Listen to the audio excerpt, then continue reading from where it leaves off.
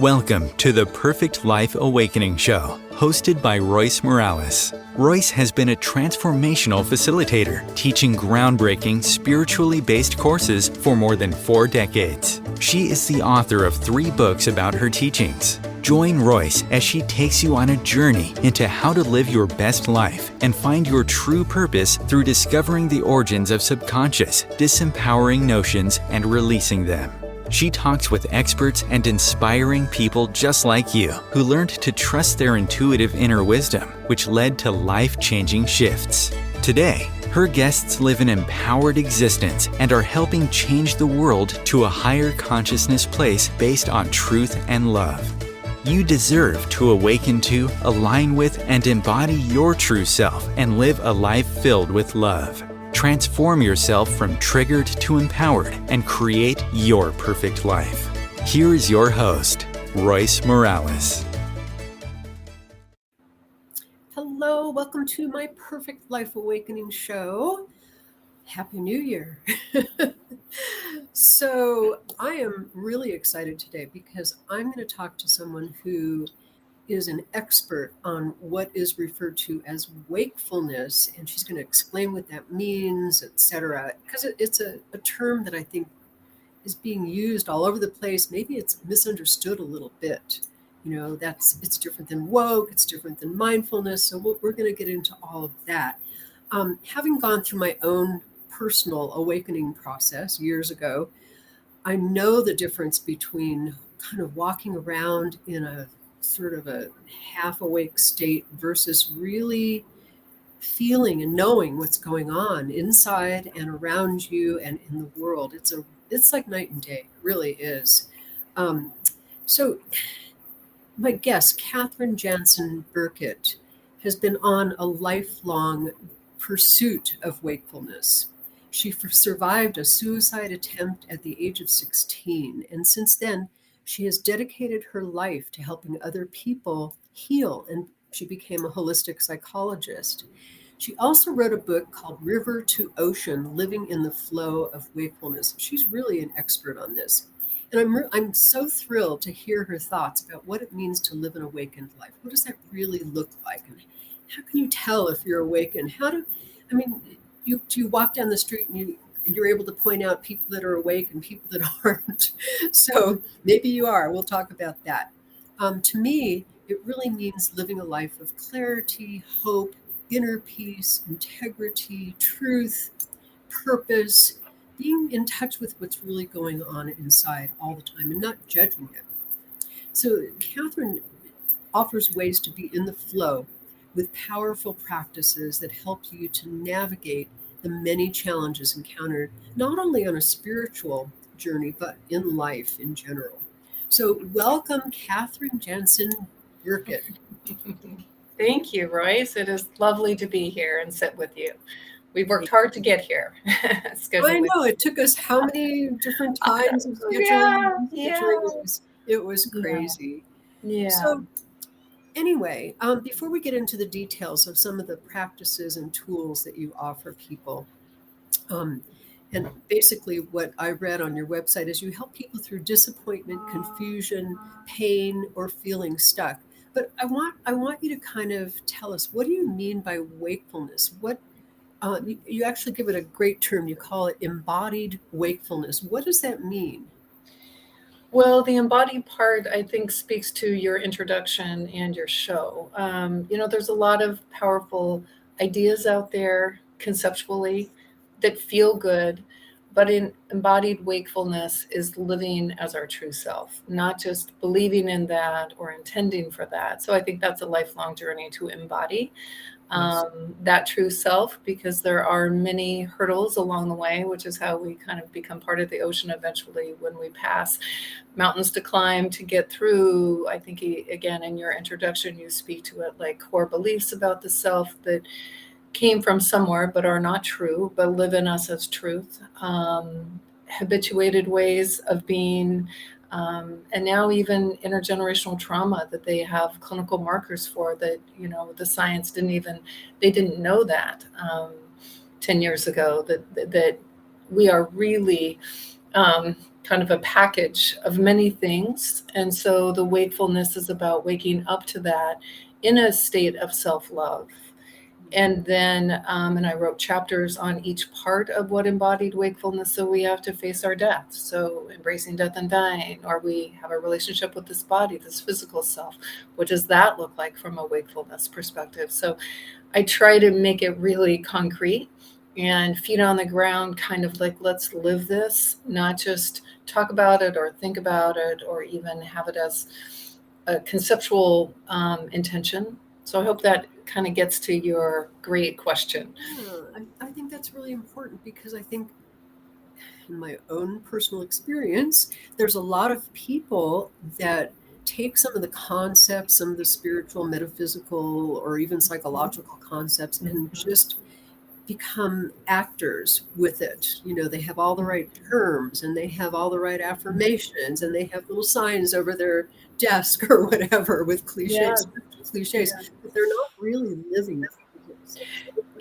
And the efforting can be so sincere in what I would offer, and can now look back and see is I actually started feeling some shame. It's like, oh, I read the book on perfectionism. I need to not be a perfectionist, but I didn't know where that came from. I just tried not to be perfectionistic. And then when I was, beat myself up for it. Well, that was unhelpful. It didn't change perfectionism. And then I was just critical of myself, that harsh inner critic. Yes. So it is dropping down to that next level and dropping down to that next level. And that is actually why I chose to be a psychotherapist as part of spiritual work, because I really believe at some point, many of us at least, have to do that deep personal work, that human work, sometimes with a professional, because it can bring up old stuff that can be overwhelming. Yes. To get to the place of why I don't love me is probably to go to what happened or who didn't love me. And that's saying yes to pain, to move through it, to heal it. So it's kind of a hero's journey. But I feel like the clinical piece, spiritual bypass, you probably know that terminology. What you're saying is like, we can have all these ideas and then really be fraught in terms of how we're integrating those ideas, or in this case, not. Yeah. Oh, yeah. Spiritual bypass. I know that one real well. Yeah. Yes. It's like, in case people watching aren't familiar with that phrase, it's basically, and you can give your definition too, but it's basically using spiritual information, spiritual, I just call it cliches, to bypass what you're really feeling. It's like when your best friend dies and you say, oh, well, she must be in a better place now. Exactly. And there's a term that's floating right now, just in this idea. We live in such a culture of popular terms. It's called toxic positivity. And that's what they're talking about too, is like basically disassociation from a core emotional experience, which is not negative or positive, it's human. But we've decided there are negative emotions and positive emotions. And it is a bypass of that.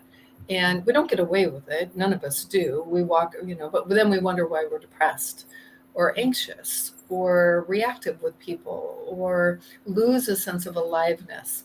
Our emotional system is not the only system, but is easily the one that is shut down, particularly if there are childhood traumas, or there is not an emotional culture in the family of origin where emotions are honored and they're part of the guidance system, and there's emotional availability kind of thing. So yeah, it sounds like you have a very grounded sense of that. Oh, yes, I definitely do. So what is there a difference between wakefulness versus mindfulness that you can see? Yes. And it's so important. I would even clarify, there can be an idea of mindfulness that's just about being in the moment. But what's forgotten is what's after the comma, accepting all that is. Well, if I have been avoiding pain and I really get in the moment, or avoiding something in my life that's difficult, then that's not, when it drops in the moment, accepting what is, and I have to accept that I actually am not having happy feelings. So a lot of times mindfulness is about let's be in the moment and then let's feel good and calm. If we're really in the moment, we don't know what that moment's going to bring. So I think there's a more sophisticated in a way to be holding living mindfully, which is living in the moment, which is emotional intelligence in a certain kind of way. So I'd like to clarify that about mindfulness. And then wakefulness to me, and I hate that it's been hijacked into a political wokeness. It's like, we had that word first, and it's a lovely word. You can find your own word. Is the waking up from the false self to the true self, the ego self, to the, again, I would say our most conscious self, in touch with our divinity and living as that, experiencing ourselves as that and others as that, like you say, looking around and seeing the God in others, the divine in others, the consciousness in others. So that's more about the personhood versus mindfulness is a way of a practice and a way of living. That's how I would clarify those two, discern those two. Yeah. So, and that's great. That's perfect. So I said in the intro that you had your own big wake-up call at the age of 16 with a suicide attempt. How was that your personal wake-up call? And I know you can't manufacture a wake-up call, but what other wake-up calls do people experience to get to that place? Well, and it was because I basically failed. And this is a 16-year-old for me, because I'm kind of more genetically smaller. I was 200 pounds. So a whole bunch of things I can share with you were coming to fruition in that moment. And then I failed. So I literally had an existential experience of like, well, if I can't kill myself, if I can't do that right, I know this is how kind of real it was, then I've got to start living. So I quit high school. I moved to San Francisco from Roseburg, Oregon, a very small town. Roseburg wasn't the problem. I was never bullied for being overweight, but I went from my normal weight of 125 pounds to 200 pounds in about 3 months. I was not recognized by anyone in my life. It basically was an eating disorder, anorexia, that just flipped and went the other direction. So it had been to food addiction. But that was ultimately, Royce, not about food and weight. It was about a trauma response. My father left in a very terrible way, and love him dearly, and he made it right. But he basically sat my sister down, and I was 14, she was 10, and said, he didn't say, I'm leaving your mom and this is a marriage. And he said, I'm leaving the family. I don't want to be. So what do kids do? That was the fracture. That was the wound. Of course, it wasn't a perfect childhood, but it was a very stable, loving childhood. And I didn't see this coming. We later found out, because he started drinking heavily. He hadn't been drinking heavily, that it was really about alcoholism that was driving the show for him. 5 years later, by that time, he had gotten into AAA and he had done his amends with me. The problem is the fracture to my sense of self, even with his amends work, I thought that was enough.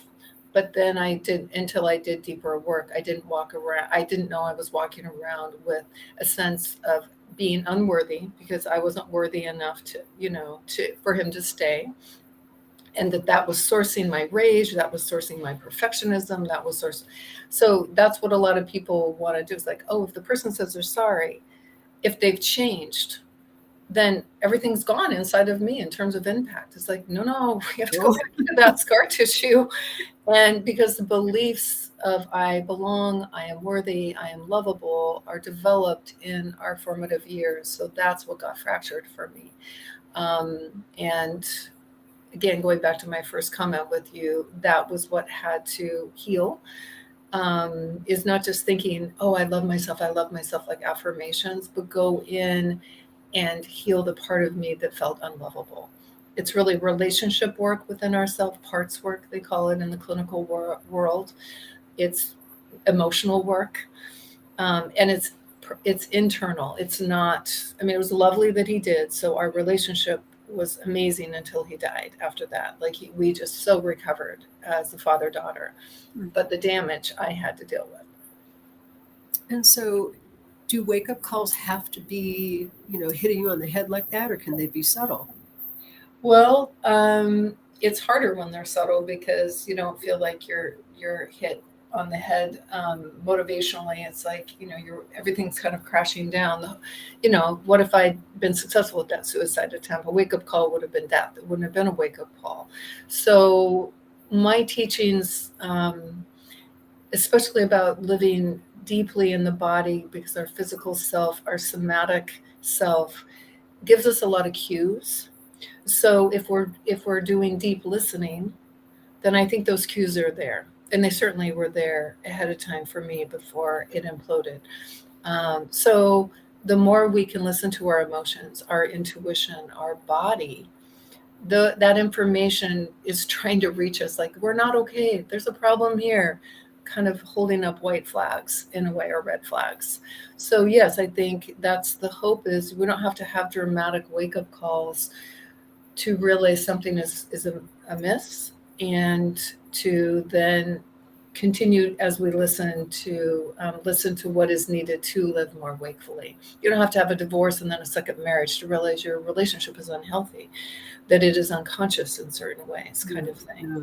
But we Yeah. live in a pretty disassociated culture, a lot of thinking and doing, a lot of quickness, like and so it's hard to pay attention. That's where mindfulness comes in. Slow down, get honest, and probably you'll already have information about what is inviting you to shift, what is being invited to shift in your life. Mhm. Yeah. Well, you mentioned the word culture, which kind of leads me into all the stuff that's going on in the world, and the division and the wars and I don't Yeah. need to go into all of it, but to me, I look around and I think, wow, this is a huge global wake up call. It really is. We've got to wake up this time. So what is your sense about that? A spiritual teacher told me one time, and I had always appreciated these words, and this is not pessimism. And Royce, there is the thing called the human condition. I would love to believe that we'll get it at some point. The global consciousness will wake up, Yeah. and I will always hold contributing to that and being a part of that. And certainly, what if we weren't doing what you and I are doing? How much less wakeful the world would be. And I think there's just a reality about how mammals, even in the animal kingdom, that there is violence, that there is. And so I think we have to find a way to be with it honestly, and not do spiritual bypass, but also not go underwater with it, and not have a negativity bias that is the human mind and psyche just amplify. That we have to work really hard to see all of the good and all of the love and all the consciousness that's already happening right here today as we speak. Yes. But that's a lot of my clinical work. When I went to graduate school, this is a second career for me, and so now over 20 years, we were never talking about the climate. If we were talking about the weather, it was a joke. Like, you don't go to therapy to talk about the weather. Well, now you do go to therapy to talk about the weather, because I think our species feels it, knows it, that the planet is in a really dire place. Same thing with politicals. You never talk in therapy about what's happening politically. Well, that's actually people's mental health, a top mental health issue for people. So I think even my field is catching up to the true needs of how to support the reality of living on the planet at this time. And obviously all its amazing ways, but all its really painful ways. Yeah. Yeah. And I always talk about the 100th monkey theory. I just love that, because it feels like if enough of us get it, it's going to spread, energetically, or whatever you want to call it, psychologically. It's got to spread, because Yes. we're just on the brink. We really are. Well, and that sometimes you have to lose something to cherish it more. Yeah. So it's really one step back, two steps forward, but it's always hard when the one step back happens, because it feels like it's regression, and a culture or a person or a relationship is losing ground. So you got to zoom out enough to see that. But I published my book in 2019. That was before COVID. That was in some of the American politics stuff. but not even the current wars, obviously. And so there was a living in a troubled world chapter, because that's part of wakefulness. How are you going to not turn off the news and just live in your bubble, happily so, be a global citizen, but again, not be overly impacted by how painful it is.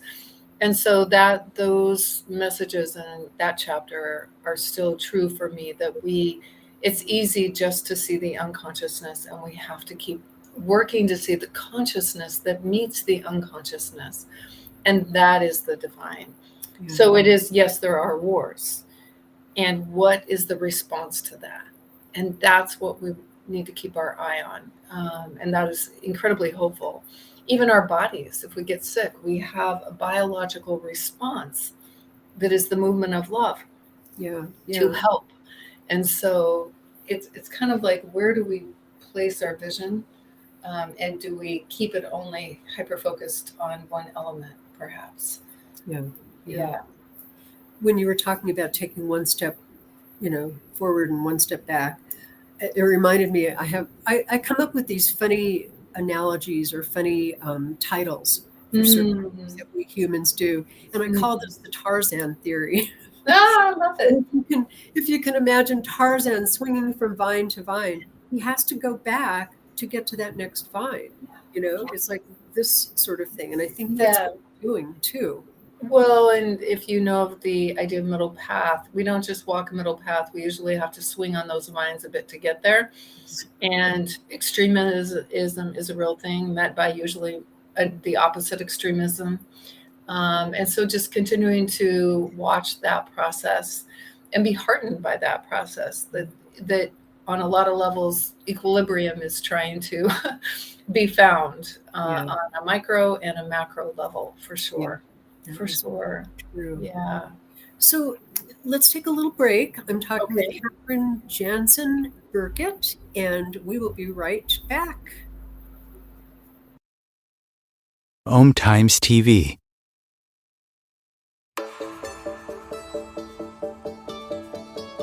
Do you crave joy but feel stuck? Do you go through life feeling constantly triggered and frustrated? Fear is likely the culprit, and subconscious fear is likely sabotaging you. Perfect Life Awakening is a time-tested, spiritually based approach to inner transformation created by Royce Morales. For over 40 years, she has helped people get to the origins of subconscious fears and ultimately help them find their true purpose and a life full of joy. Sign up for Perfect Life Awakening today at roycemorales.com. You deserve to go from triggered to empowered, shifting your life with Perfect Life Awakening.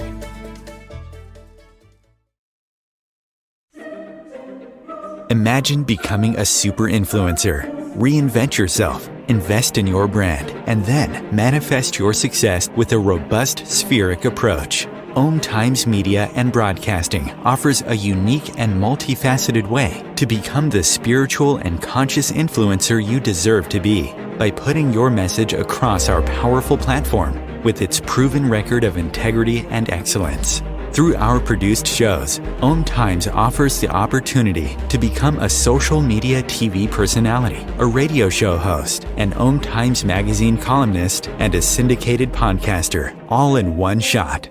By live streaming your show on Om Times TV and broadcasting it across the extensive Om Times radio and TV networks, you become more than a host. You become an ambassador and a force for positive change. Om Times. Open yourself to the possibilities.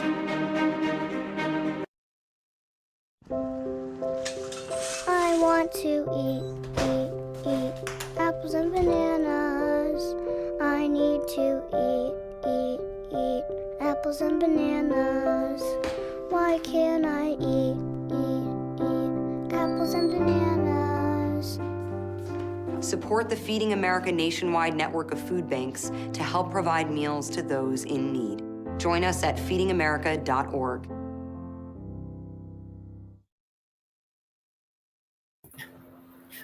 Welcome back.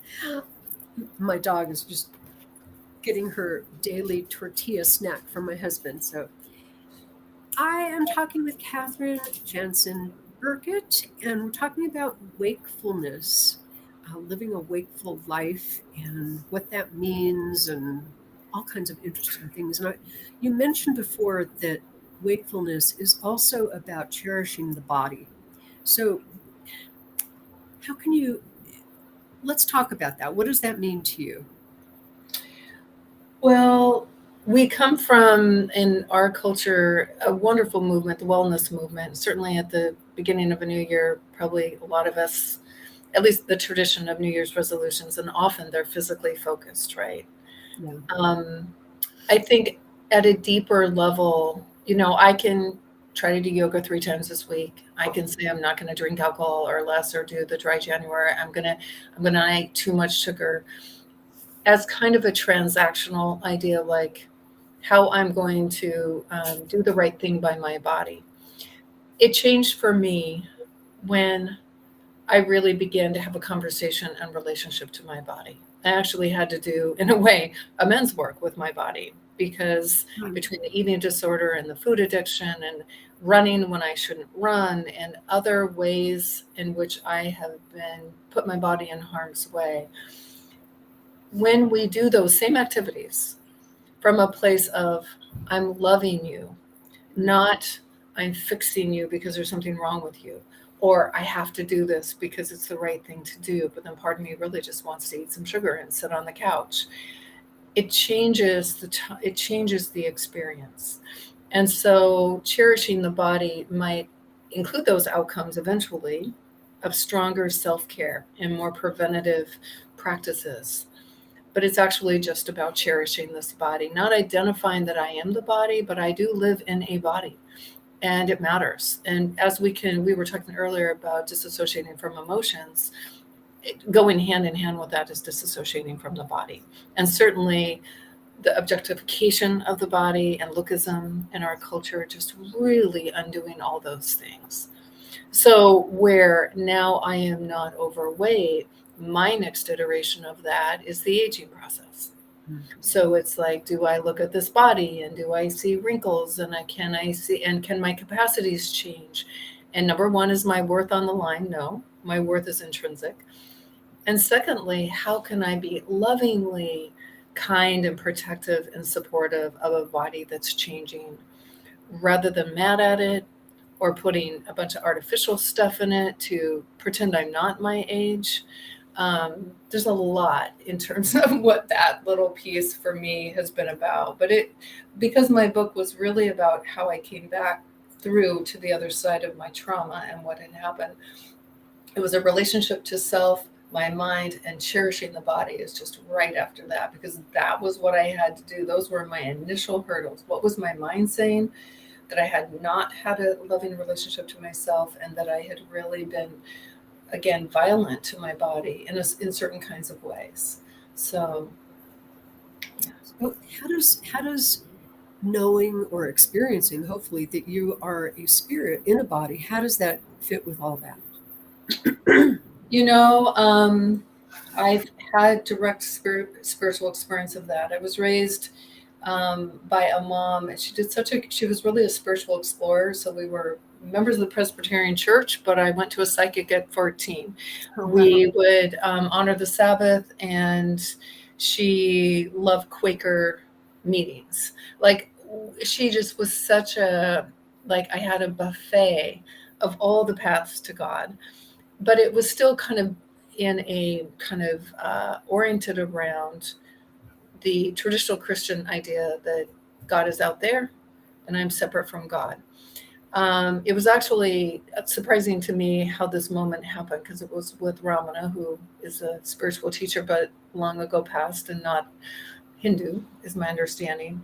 I'd been meditating and going to the Sangha and just deepening kind of meditation practice. It was actually in a moment where I was deeply triggered. You use that word in your introduction a lot. I was very angry and hurt by my mom, actually. She was still alive at the time. I was just home with my kids at school, and I had what now I understand to be a complete kind of spiritual awakening, because Ramana came into the room. I've never had anything experience like that. Oh, wow. And so I had the understanding, it was actually how the book then started to live inside of me. I didn't know at that point I'd read a book, that I am that we are source, that is not a concept. But until it was my direct experience, and something like Ramana being present with me, it was just, I can understand if I hadn't had this experience and I'm one of your listeners, or maybe you, like, oh, okay, did you speak in tongues? Like, that's not my deal, is to have, to promote necessarily these kinds of moments, but it truly did happen. Why I say then kind of this, because there's a psychedelic movement going on in Oregon, which is good. It's a breakthrough therapy, but for me, it's not about mental health as much as it is about connection to the natural world through plant medicine, but also spirit. Well, I didn't have it happen in a psychedelic moment, not taking anything away from psilocybin or MDMA, those powerful medicines that can actually heal the brain. This happened in my house, in a room, and I was in just profound emotional pain.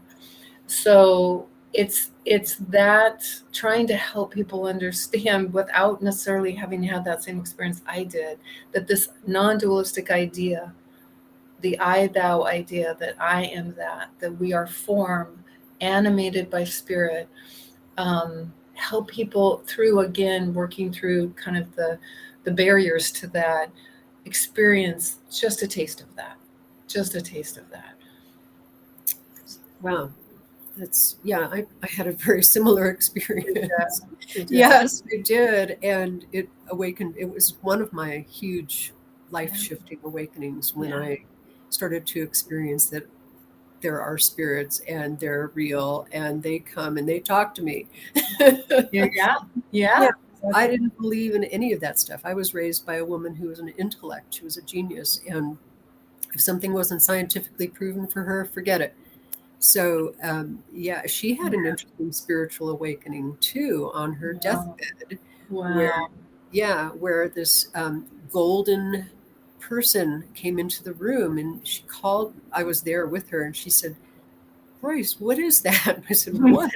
And she described this golden spirit, and I said, "Mom, that's a spirit." And she kind of shook her head, and because it was so counter to what she believed in or what she had ever experienced, and she couldn't even accept it, even on her deathbed. So, Which is, the clutching to science, or what we understand now to be kind of a limited understanding, not a wrong understanding, but a limited understanding. yes. And that's where people can get excited about quantum physics, because it tries to marry spirituality and science. Finally. Yeah. And so you don't have to choose. You don't have to say, okay, the woo-woo stuff, that wouldn't be truth. If it's true, it all is part of the divine. And to reach the point where you're cherishing the body, yet knowing that this is not who you are. Yes, That's exactly. Well, it is. And to not stay in concept around that. And I think the more we do our work, I did a piece this morning with my partner of like, oh, there's a wound, there's the pattern around that wound, there's the ego wanting to show up. Kind of did last night. We didn't have a fight or anything, but it was like, one has to be really dedicated not to kind of, I would say in a way, collapse into just a human existence of the me story, the me experience, the my needs. And it's not that my needs don't matter. It's not trying to transcend that, but it's not a fine line, but it's not a wide berth in terms of being able to walk that walk, I would say. So even now we understand with neural research that there's a thing called the default mode network. The brain is always trying to go back to its original state, which can be an unconscious state, because it's simply more effective. Like, why use the new neural pathways, Royce? Let's just go back to the old patterns. We could just kind of go to sleep that way. Well, of course, our life was less joyful, purposeful, connected, all those things in those old patterns. But the brain says that's most efficient. Mm-hmm. So, and that is a place for plant medicine and those kinds of breakthrough therapies, because it can really expand consciousness quickly. But all of those people have to still do the work, not on a plant medicine, to integrate what they've learned, what they saw, what they felt. So we all have to get there a short way or long way, when we're building new brains and healing old parts. So that old brain that you're referring to, would that be considered the survival part of us? Sure. Okay. Exactly. And the conditioned brain, the ego state. In my book, because I think, again, there's this idea that if I'm a spiritually practiced person, I have no ego. The egos, they wouldn't be there if it weren't there for a reason. If children didn't have an ego, if you didn't have an ego developmentally, you and I wouldn't be having this conversation. You would not be well. You might be in an institution. Like, it's the beginning of a sense of self. It's just the ego in an adult body is a different thing than the kind of ego strength we talk about in terms of child development, and a necessary part. So in my book, I say, ego friend or foe, I say, you need to have a relationship with this part of you, because it's a force and it can come back. And like for me, I don't do well with deprivation because my ego will come in really strong. I tried at one point to be a vegan. I swear to God, I ate more animals trying to be a vegan than how I normally eat, because this ego is so strong. Same thing with sugar. It's like, oh, you need to cut out sugar. You were a food addict. It's like, if I've played that game, I have so learned. So I have a way my ego gets a little bit of like I'm competitive, but I don't get to come from a place of better than. So where can I channel my competitiveness? I think it's about knowing our egos and honoring, and then kind of, again, finding a seat at the table that is a conscious seat. Does that resonate for you? And obviously you get to disagree with me, or does that make sense to you?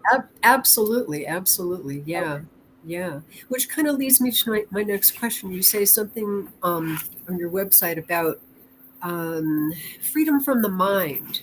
What does that mean, and how do you get there, and what is that about? Yeah. Well, and sometimes this is where clients are very surprised. I'm talking about the mind that is telling us untrue thoughts, disturbing thoughts. I'm not talking about the mind that you and I needed to have functionally and organizationally so we could have this interview.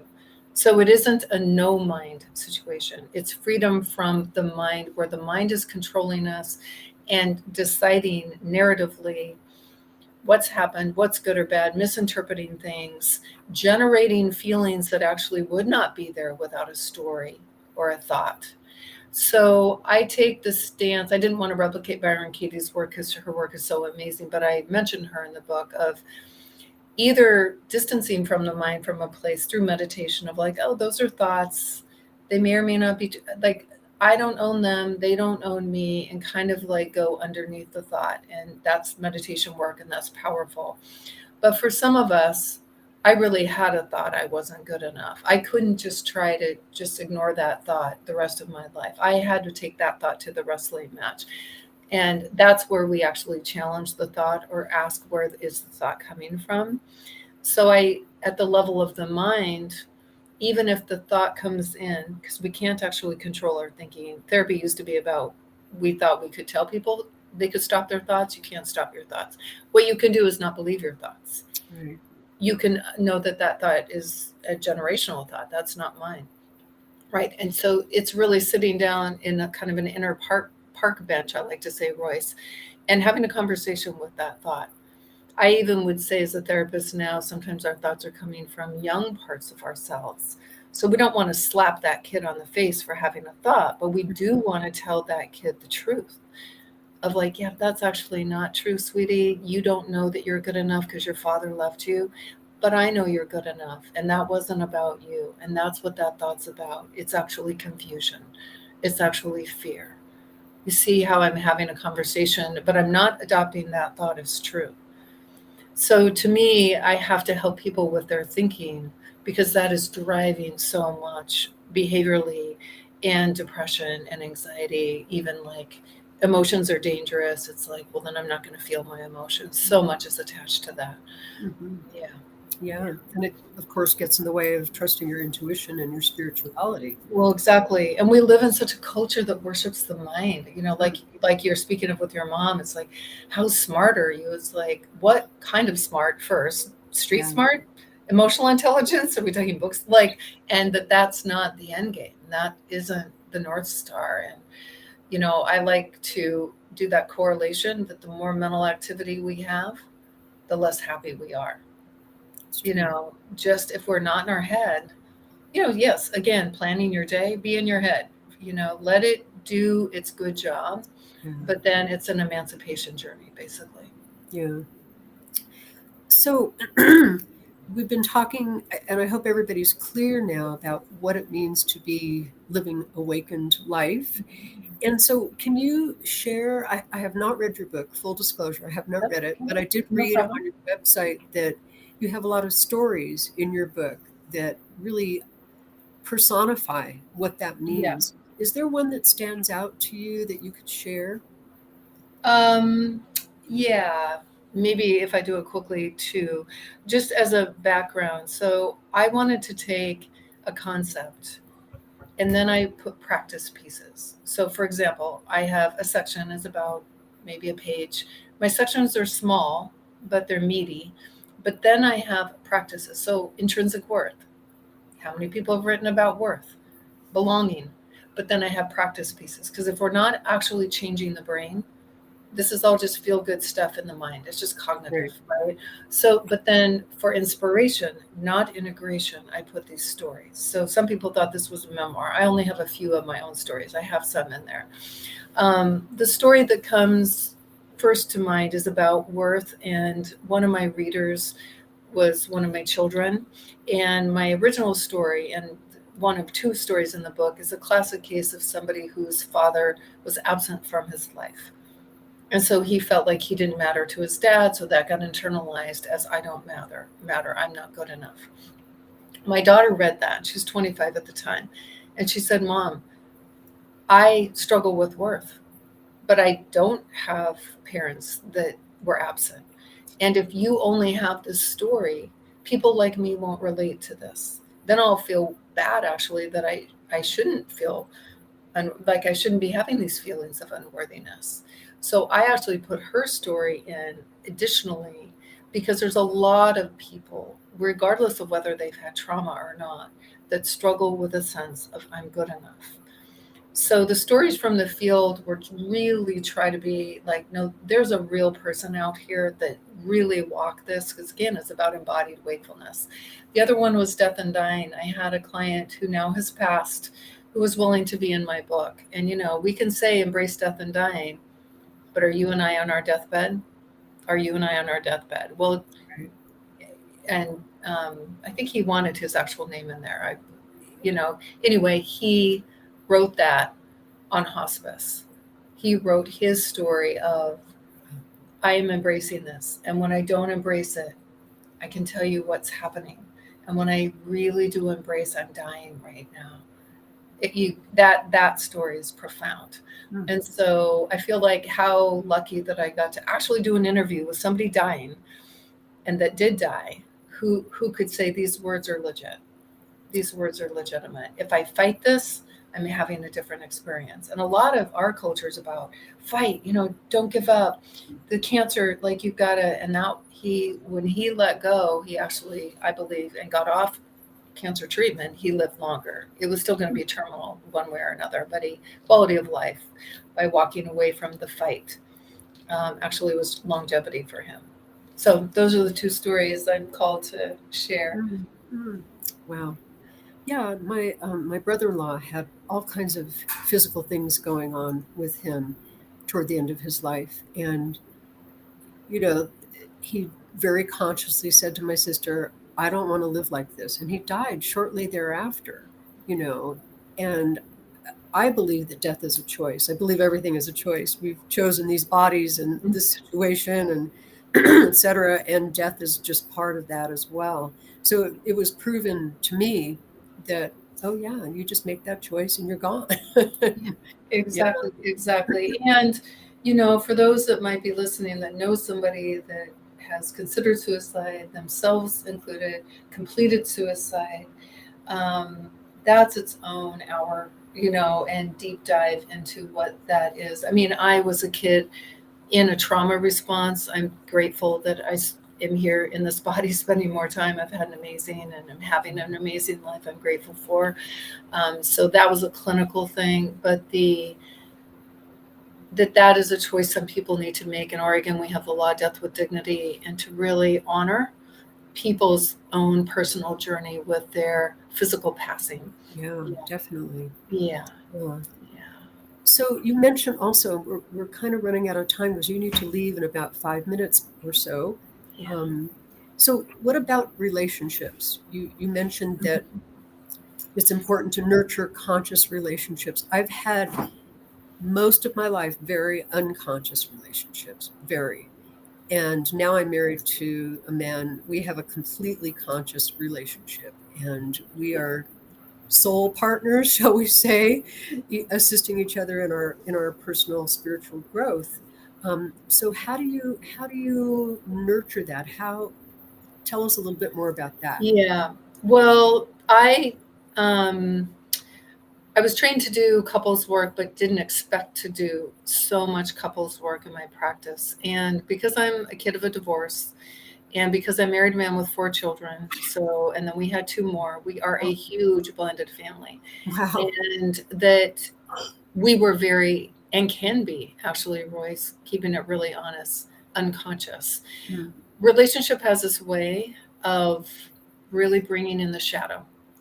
And what I understand now, because a good portion of my marriage, I wasn't even a therapist. I worked in public health. I had been to therapy many years, but I didn't get some of what I needed that I do. Nothing against the therapist I work with. I didn't understand that I actually experienced trauma, and that was actually playing out in our marriage. The wounded little kids of Gary and Catherine were having sometimes a great time, but too often a really unconscious time with one another. So between becoming a therapist and doing couples work, seeing the shadow in myself and my marriage, I just am so passionate. In fact, somebody said that chapter in the book, because it's long, could be its own book. And I wanted to keep it one book. I didn't want to break it into 2, but that's where hard stuff can really show up. So I developed a communication tool, a collaboration tool, a repair tool, concrete, structured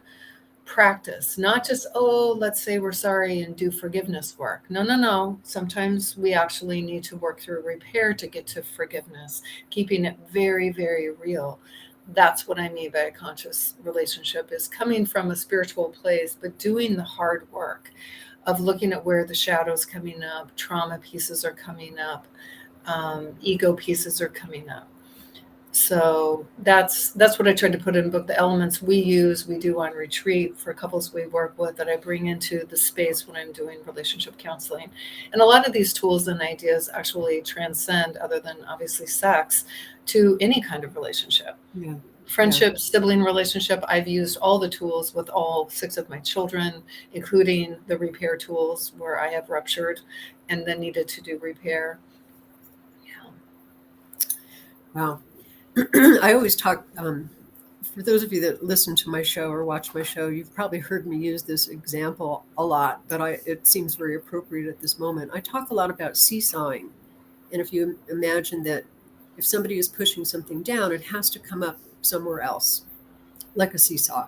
And I always talk about how, especially in, intimate relationships, it's so evident. The example I always give is, I didn't realize how angry I was. I had no idea, because my parents never, ever expressed anger. I didn't even know what anger was. And so I married this guy, and all of a sudden, this sweet, wonderful man that I married started getting really pissed off, to the point where he was punching out walls and stuff, and I would look at him and I'd go, God, I married somebody with so much anger. This is so bizarre. And I never took responsibility for being the other side of the seesaw, pushing down my anger. So when I finally got in touch with how angry I was and released it and discovered origins about it, guess what? He stopped punching out walls. Yeah, funny how that works, how the outer is an echo of the inner. Yeah, and this is a quick note to internalized rage. I believe I was doing important meditation work, calming a nervous system that had been in fight or flight most of my life. But what was an illusion to me, because I felt so much calmer, because I have been unregulated way too often in my life because of this internalized anger. I literally was at a 10-day meditation retreat. I pick up one of my teenagers. I'm all in the love zone. I'm loving every driver. I'm loving her. Within 15 minutes, I took a DQ Blizzard and I had thrown it out the window. It was like, holy moly.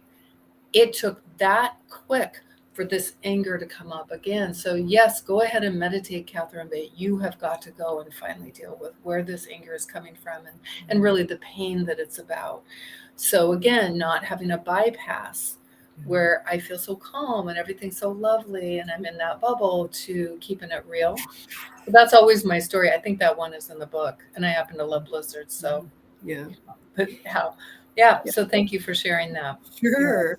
Well, I know that you need to exit, so tell people how to find you and read your book, etc. Okay.